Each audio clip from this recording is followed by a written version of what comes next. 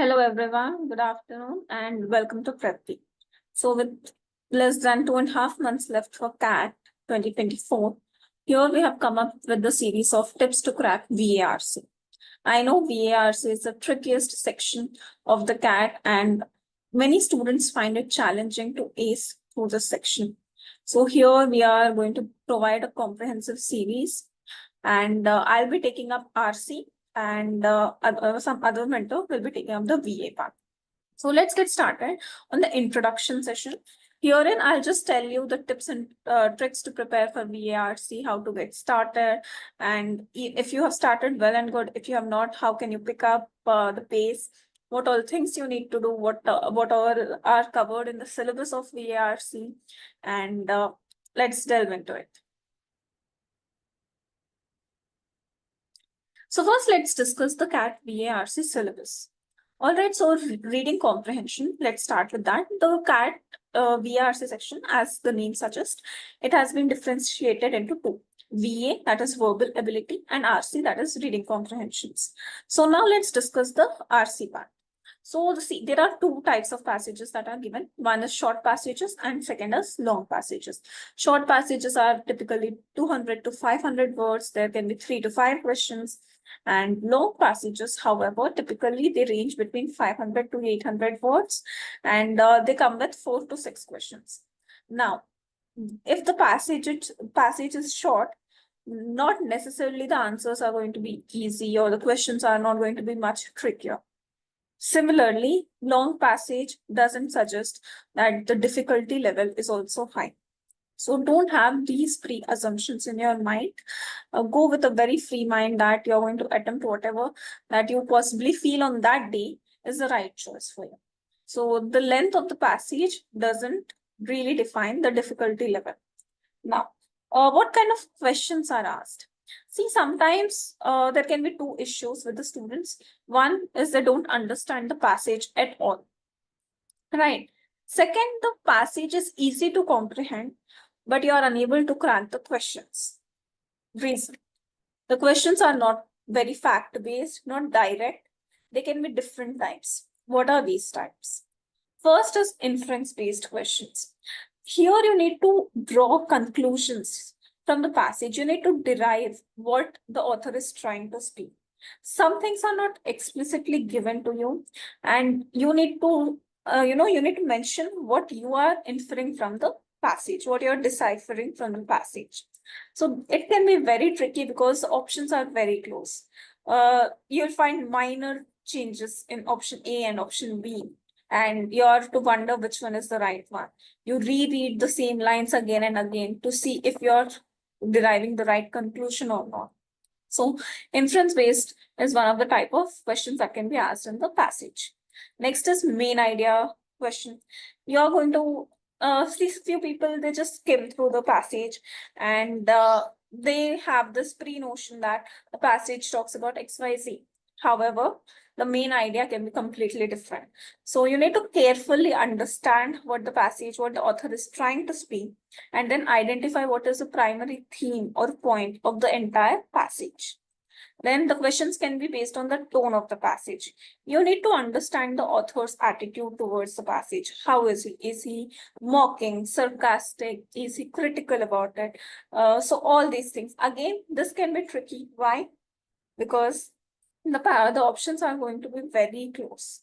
And it can be like, okay, so this passage is sarcastic as well as critical. Which one should you mark? Right. So you need to understand again the is he sarcastic at some points and overall critical, or is the passage entirely sarcastic? So you need to have a broader point of view. Whenever you're attempting any kind of questions, you need to have a very broad point of view. You need to understand the main idea of the entire passage in order to answer these questions. Few things here and there, and you lose your mark. Right.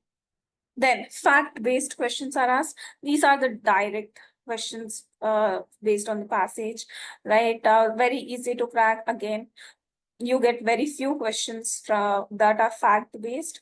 Hardly one or two you can expect. Then is critical reasoning, very, very important. Here you need to analyze the arguments and assumptions in the passage. So the questions can be something like choose the option that strengthens or weakens the main idea of the passage, or choose an option that supports the argument in passage in paragraph number 2. So again, very close choice. The language that is going to be used is going to be very, not very difficult, but not very easy to comprehend as well. So this is one of the aspects that you need to consider. Critical reasoning really takes a lot of time. So please be aware of this. We are going to do a comprehensive series again on that. All right. Now let's move further. We come to verbal ability. Now, verbal ability is para jumbles, para summary, odd sentence out, and few vocabulary based questions have been asked in past, but now the trend has been downwards. They are not asking more vocabulary based questions. So very less important. Don't even think about it. At times they just give out of blue moon. However, not so important. You need to focus on para jumbles, para summary, odd sentence out. So what is para jumbles? You need to rearrange the jumbled sentences in the coherent paragraph. Now, most of the times these are theta questions. Theta is what? Type in the chat box. All right. So theta questions, they do not have a negative marking. So you need to attempt these para jumbles because they are your gold mine. If you crack it, you'll get +3. If you make a mistake anywhere else, no issues, no negative marking. Then comes para summary. A very tricky short paragraph will be given to you, and you need to summarize the entire paragraph in one sentence. Right? Again, the options are going to be very close. They are going to be very confusing. You need to choose the right one. Then comes odd sentence out, something that does not fit in a given paragraph. You need to pick that one. Right? So this is about RC and VA. Now let's see how many RC questions are asked, how many VA questions are asked. So RC questions are approximately 16 to 18 in general, and VA questions can range between 6 to 8 questions. Now, for every correct answer, there is a +3 marking. And for every incorrect answers, MCQs, there is a -1. +3, -1. No negative marking for non-MCQs. Let's say para jumbles came in non-MCQ. Odd sentence out came in MCQ, non-MCQ. So then there will be no negative marking. However, if it is an MCQ question, then you'll have to face a -1 negative marking. And the total time allotted is 40 minutes. All right, any difficulty here? Going forward, let's see what are the do's and don'ts while attempting the CAT paper. Right. First one is read diverse content. See, focus on variety of genres, let it be economics, sociology, psychology, literature, etc. Get comfortable with different writing styles. I'm not asking you to read novels or newspapers every day, no. And I'm not even asking you to read Aeon essays every day or any kind of reference that you want to take. But however, if you can get accustomed to different writing styles, you read something, you are going to get a grasp on the kind of language that they use, right? So let's say you read Economic Times. You found few words, you read a paragraph, you did not understand a few sentences. However, you kept reading, you understood the main summary. You got familiar with the kind of language that they use. If, let's say, similar kind of passage comes in your examination, you will see that you're not facing a lot of difficulty in understanding, or you're not taking a lot of time in comprehending the same kind of passage. Similarly, if you're very much interested in psychology, you can read a few books, or you can just read a few psychology articles, and you'll find few common words that are used, right? And when you come across those words in your actual CAT passages, you'll not face a lot of difficulty. You'll not wonder what those words are because you have gone through it a lot many times, right?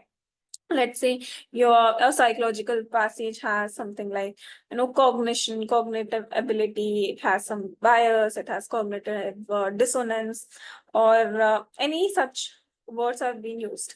You know what exactly they mean because you have read articles about it, you have browsed through it, so you will be familiar with the writing style, and this will increase your speed, and hence you have to read diverse content for your um, preparation. Next, analyze your mock. Now I'm pretty sure that you guys have started giving your mock tests. So please, after every mock, just don't give it for the sake of it. Analyze them properly. So focus on understanding what was the logic behind the negative marking. Educated guesses are fine, but random guesses should be avoided. You need to see exactly how you are, making a mistake. Was that a close call? Did you have difficulty in elimination or negation? What all were the problems that you faced? You need to analyze this in your mocks, right? Next, time management. Practice managing time by setting specific intervals for each passages and questions, right?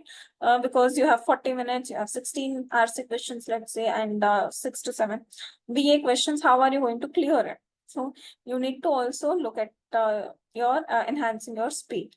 Next, contradictory point, but focus on accuracy, not speed. By speed, I don't mean complete a passage in 5 minutes or 4 minutes. No, you can take 10 minutes for a passage, do it completely right instead of solving it in 4 minutes and getting all the negative marking. Your primary focus should not be speed. Speed is important, but not the most important thing, not as crucial as your accuracy. Always focus on accuracy. One more do that I have to add, do not neglect VA part, because few people are so much engaged in the R solving RCs that VA they completely leave out.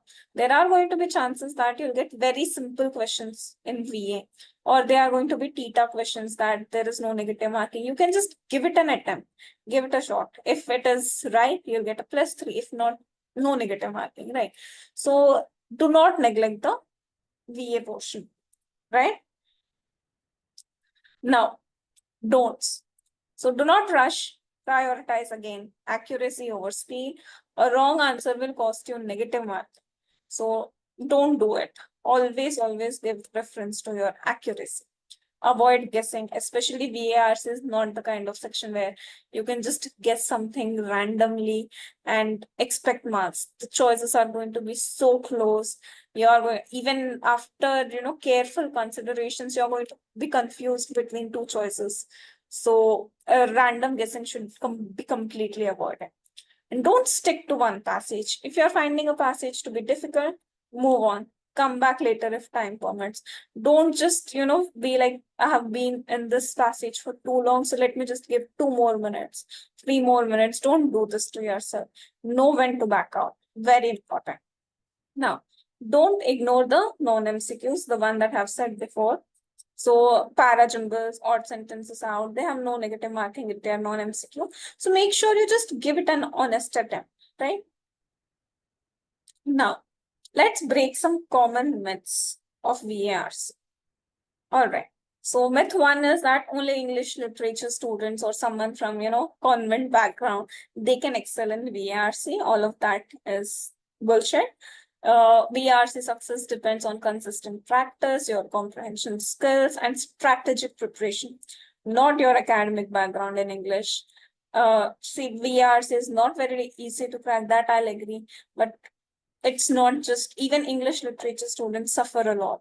So it's about how well you can comprehend, how well you can strategize the entire paper. It is upon that, not your academic background. So myth number 2 is you need to understand every word in RC. It's not necessary. If you can understand the main idea of the paragraph or the passage, that's more than sufficient. You're not understanding few technical words or few very difficult vocabulary words. It's okay, skip.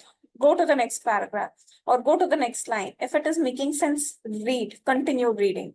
Do not wait, do not get stuck on one word or one line and ruin your entire time. You don't need to understand every word. You just need to understand the entire theme of the passage. Then practicing only RC is enough. Again, reiterating VA questions are equally important. They can be very scoring, so you need to balance your preparation accordingly. Do not neglect VA. It is very crucial for your good percentile. Then myth number 4 is skipping long passages saves time. Again, see, long passages can have more straightforward questions than the shorter ones. Shorter ones can be very tricky to understand. They can have some difficult vocabulary words or anything like that. So first, do not have the pre-notion that longer passages they are time consuming. So I'll just go to the shorter ones and I'll solve them with 100% accuracy and go to VA, and then that is it. Don't have these pre-notions. Sometimes longer ones can be much more easier than the shorter ones. So give it an honest try. Just look what's working for you. See the 4 passages of CAT 21 RC analysis. So the passage 1, it had the abstract or philosophical passage. So it focused on the existential themes and human consciousness. Again, if you would have read psychology articles or books, you would all know, okay, what is human consciousness or any common words that are being used in the passage. You would be aware of it. The reason why reading is important. Passage towards business or economics, global trends, their impact on developing nations. This can be very simple topic, not very detailed or not very difficult to comprehend, especially if you have a background in commerce, finance, economics. Very easy to understand, but the questions can be really tricky. Then comes science and technology. It explored AI developments and their ethical implications, very common kind of passage. But again, the critical reasoning questions can be very, very tricky in this kind of passages. And then comes your social science or history, that is analyzed the historical events through the lens of social justice and equity. So these were the trends last year. The 4 passages were of these. So you need to know that the questions can come from anywhere. The passages can come from any genre. It can be economic, social, like psychological, philosophical, or science and technology, history, social science, anything. So just get well versed with all the writing styles. Read as much as you can. Get familiar with few technical terms. Learn the art of skimming.